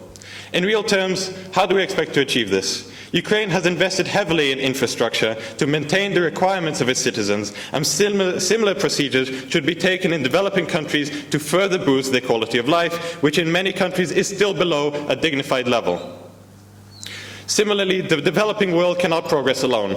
Radical insurgencies like ISIS and Boko Haram will not simply vanish, and we believe it is fair to note on this point that the delegation today regrets the loss of millennia-old culture in Iraq. These groups will not simply vanish, they need to be dealt with promptly and efficiently to preserve stability in one of the most dangerous regions in the world. Nations around the globe must cooperate to improve conditions within and out of their country, for domestic stability is a precedent to external help. We have seen a worrying shift towards political obscurity, even in modern governments in developed countries. It is absolutely necessary to halt such movements, as Ukraine completely supports an open democracy, as is willed by its citizens, who we must remember make up the foundation of any country. Thank you for your attention. We hope for a productive conference in which we may successfully chart a new future. Thank you. Thank you very much. Is the delegate open to 1 point of information? We are. Is there 1 point of information in the House? Russia, you've been recognized.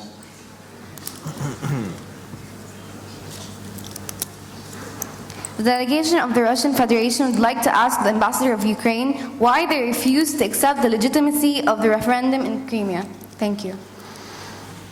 The delegation would like to note several reasons, among those that this referendum was not internationally recognized, especially from the side of the extreme moral actors of this world.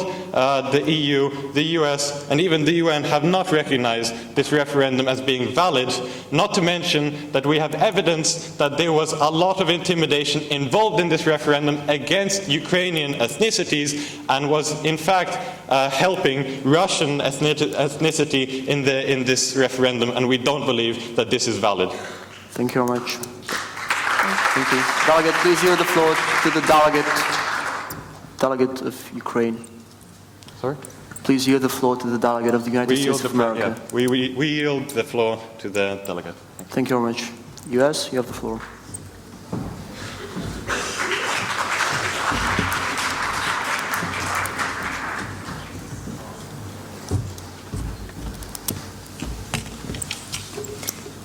Thank you, President. Distinguished Secretary General, Excellencies, honorable delegates, advisors, and every esteemed guest, good morning. 300,000 human beings, 300,000 mothers and fathers, brothers and sisters, children and friends. Some lost their family to raging forest fires.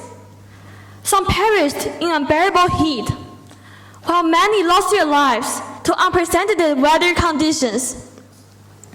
Yet, no single event makes such a trend. Heat wave, wildfires, droughts, and floods are all wake-up calls that demand our immediate action. If we do nothing, 310 million people will be affected in the next 25 years. To cool down the earth, let's join the Climate Action Plan. Let's work together. Before the earth is healed, the world runs in flames. Guns and bombs are fired across Israel and Palestine, and Syria, and over Ukraine and Crimea. Ebola ravages West Africa. This is the worst of times, but may also be the best of times if we, as a global community, rise up to the challenge. The United States called for economic sanctions on ISIS. We are committed to peacekeeping missions to solve the conflicts. The laughter of children, a quiet sunrise, all the hopes and dreams of posterity. That's what's at stake. That's what we are fighting for. To combat climate change, heal the world, and strive for a better place for the future generations. Join us to be the change. Thank you so much. Thank you very much, Honorable Ambassador. Is the Ambassador open to points of information? Any and all. Are there 3 points of information in the House? Russian Federation, followed by France and Iran.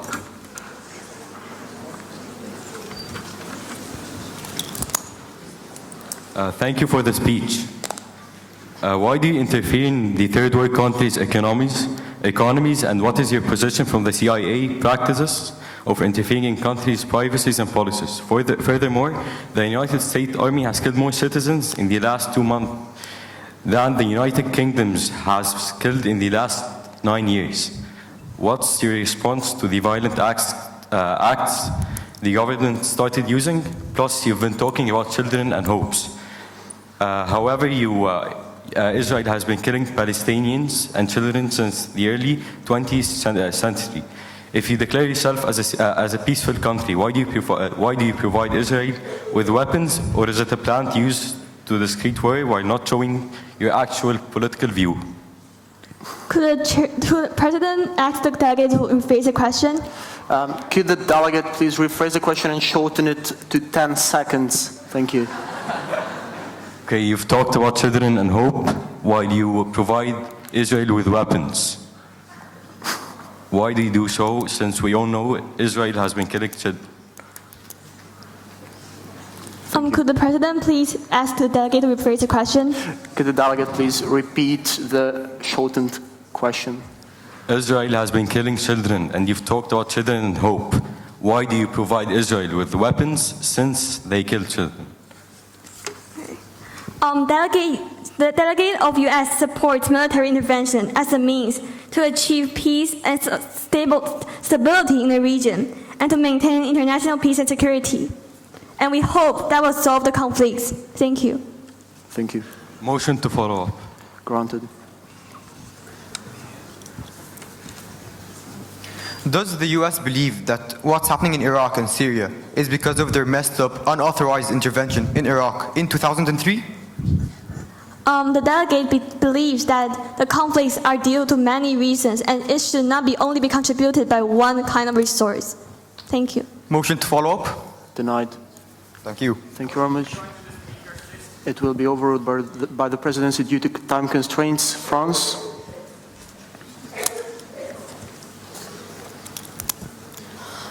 In 1979, the United States Embassy in Tehran was attacked, and if the delegate is well informed, it's been closed since then. Is there any possibility that these countries, United States and Tehran, will reestablish their diplomatic relationship? Could the delegate please repeat your question? Could you please repeat your question? In 1979, the United States Embassy in Tehran was attacked, and since then it's been closed. Is there any possibility that United States and Tehran will reestablish the diplomatic relationships? USA is seeking every political dialogue and every diplomatic solution to the conflict, and we will hope that the conflicts will be solved by reestablishing. Thank you. Thank you. Iran.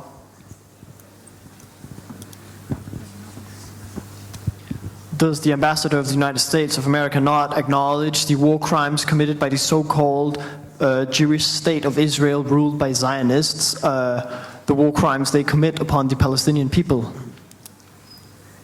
What's the question? There was a question. Does the delegate acknowledge? Could you please clarify your question? Yeah, could the delegate of Iran please repeat and clarify his question? Thank you. Does the delegate of the United States of America acknowledge the war crimes committed by Israel towards the Palestinian people? We believe that war crimes involves a lot of regions, and we could not clearly demonstrate which one is the one that you are mentioning. Thank you. Thank you very much. Motion for follow-up. It will not be in order due to time constraints. Thank you. Delegate, Ambassador, please yield the floor back to the presidency. Go back to the presidency. Thank you very much. Coming to the board.